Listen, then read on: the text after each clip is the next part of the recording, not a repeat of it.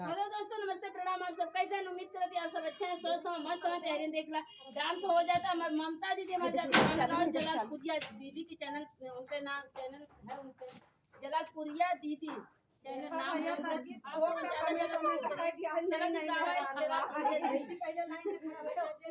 तो देखा सके दीदी चैनल पे हम जरा थे चुटकुला नाच गई सुनाई भाई। देखा हमारा आदमी आए गए नहीं में और जगह देखा कोई बढ़िया बढ़िया कलर सब्सक्राइब करा जाए एकदम देख के करिए। तो चला मैंने ऊपर गाना सुनावा था एक जी।